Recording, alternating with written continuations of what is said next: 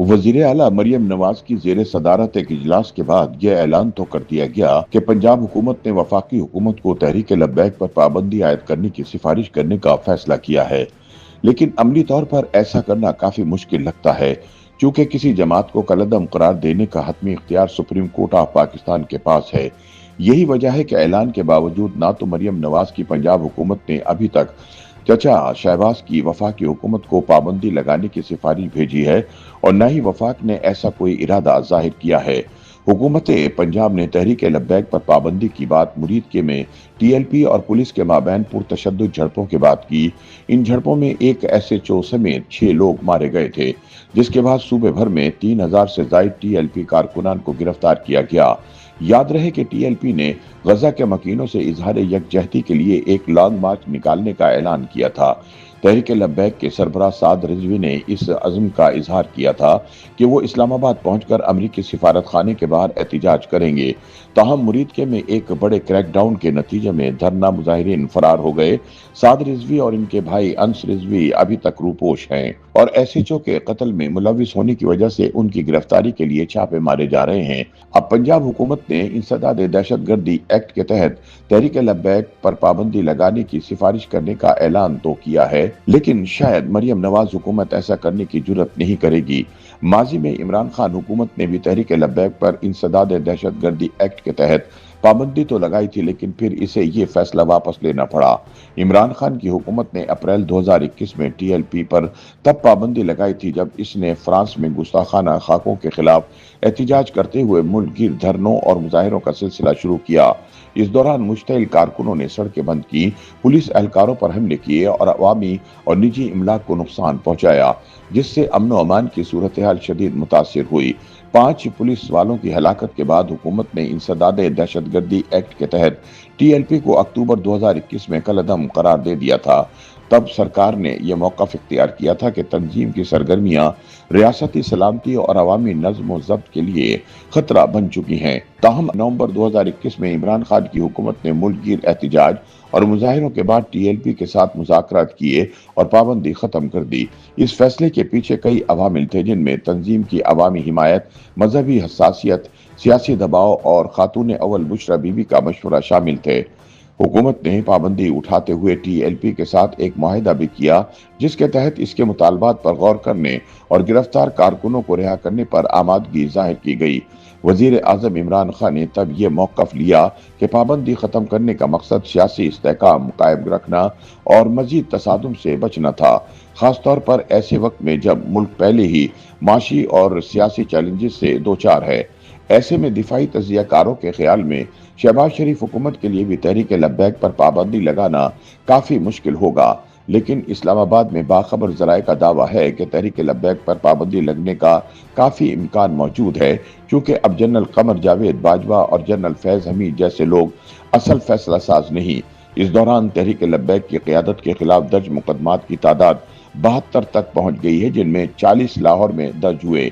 TLP की दूसरी और तीसरे दर्जे की क़यादत के सैकड़ों रहनुमाओं को गिरफ्तार किया जा चुका है।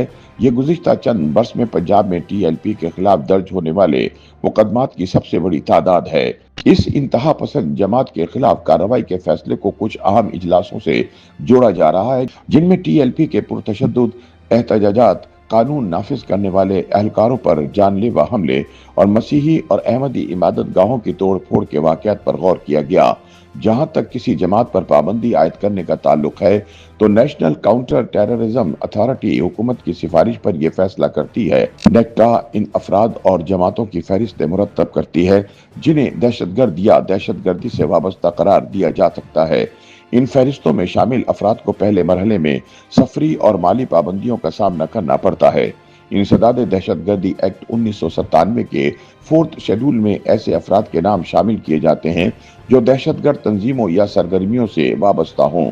इस फहरिस्त के जरिए उन अफराद पर कड़ी निगरानी और पाबंदियां आयद की जाती हैं। याद रहे कि पंजाब हुकूमत ने पहले ही ये ऐलान कर दिया है कि तहरीक लब्बैक की लीडरशिप को 4th शेड्यूल में शामिल किया जा रहा है और इनके तमाम बैंक अकाउंट्स मुंजमद किए जा रहे हैं। इससे पहले नेक्टा की इस फहरिस्त में तहरीक तालिबान पाकिस्तान और हिजबुल तहरीर जैसे अस्करी गुरोह, लश्कर जंगवी जैसी फिरका वाराना तंजीमें, जैश मोहम्मद जैसी शिद्दत पसंद जमातें और बलोच लिबरेशन आर्मी जैसे अलहदगी पसंद ग्रुप शामिल रहे हैं।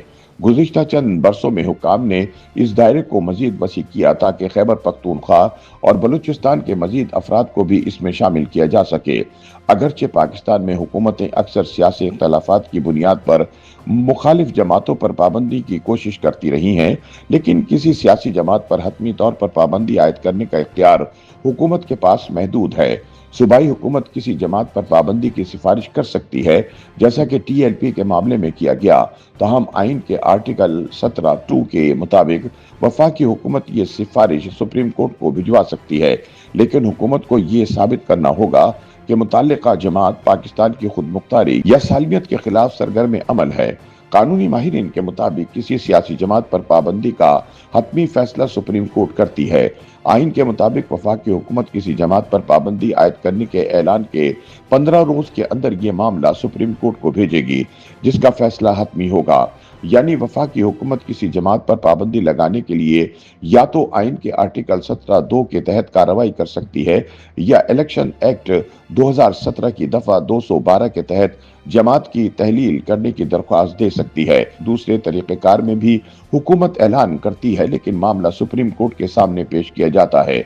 इसी वजह से अक्सर सियासी जमातों पर पाबंदी की कोशिशें नाकाम हो जाती हैं। ये पहला मौका नहीं कि पाकिस्तान में किसी सियासी जमात पर पाबंदी आयद करने की कोशिश की गई हो। गुज़िश्ता साल अक्टूबर में पश्तून तहफ़्फ़ुज़ मूवमेंट पर पाबंदी लगाने का ऐलान किया गया था। ये तहरीक खैबर पख्तूनख्वा और बलूचिस्तान में पश्तूनों के हुकूक के लिए सरगर्म है। जुलाई 2024 में वफाकी हुकूमत ने तहरीक इंसाफ पर पाबंदी लगाने का इरादा जाहिर किया था, जब वो कौमी असम्बली में सबसे बड़ी जमात बनने के करीब थी। इससे पहले शेख मुजीबुर रहमान की अवामी लीग पर मार्च 1971 में पाबंदी आयद की गई थी और इसके 160 में से 76 मुंतखब अराकीन को गद्दार करार देकर नाअहल किया गया था। इस इक़दाम के खिलाफ एहतिजाज एक अवामी तहरीक में तब्दील हुआ, जिसके नतीजे में बांग्लादेश वजूद में आया, जहां शेख मुजीबुर रहमान पहले वजीर आज़म बने थे।